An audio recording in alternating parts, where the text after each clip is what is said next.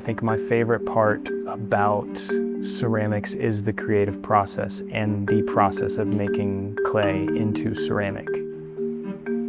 Every single step has meticulous sort of planning and proper execution that I enjoy every moment of. I think that's rarely why I'm content with the finished product, because I don't know if I'm really attached to the finished product. I'm more so attached to the flow state that I'm put in from making ceramics and from decorating ceramics and from throwing and trimming and glazing and loading kilns and firing. I mean, that whole process to me is why I do this.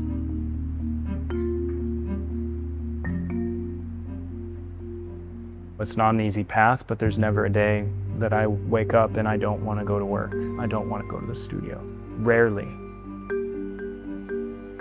Even if I don't know what to do, or I look at my notes and I don't want to execute them, I just make. I just get my hands moving and I just get the gears turning, and things inevitably just come out of that flow state process. I have ideas written down, but ideas work when I'm on the wheel. I sort of sketch in 3D, and once I have rows and rows of pots and I'm decorating and I'm making, the cycle of life of that pot is occurring, then the juices are really flowing. That's when maybe one nice piece comes out of that.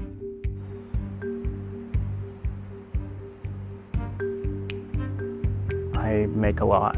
It's in my blood, it's just how I make. I'm obsessed with rows of pots, all alike or not alike. There's something so rewarding and fulfilling, filling up a board of pots.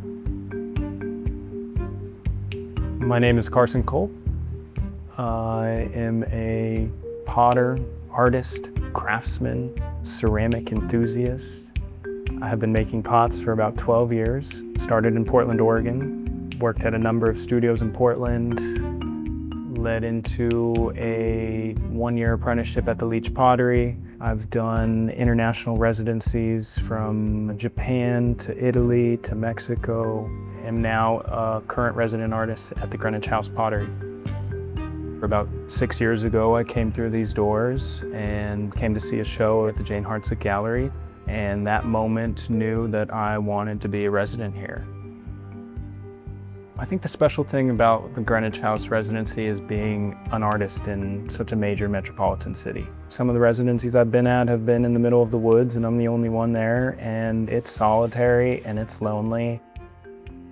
Even though I'm in the studio most of the time during the day, it is nice to engage with the students, engage with the staff, engage with the city, be inspired by the city. My time at Greenwich House has been a crucial time for me to develop work for a longer period of time. It allows me to test more, embrace more failure, look at the work a little more in depth. My work predominantly for the last 12 years has been high-fired gas work, using sort of traditional glazes that I have been using for the last 10 years. Just now do I feel like I can refine it. The gas kilns were a big part of my proposal in wanting to work here. It's actually one of 2 studios in Manhattan that offer high-fired work. Or was it 2 weeks in?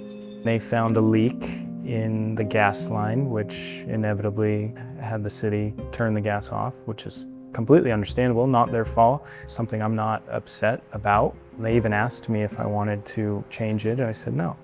A new palette and a new firing process. It's challenging, but luckily I have sort of carved out this time to embrace failure, be uncomfortable, not focus too much on selling work, which can get in the way of your creative expression. Just adapting and part of being uncomfortable. You know, there might be some work that comes out of this that I never would have expected and can grow from.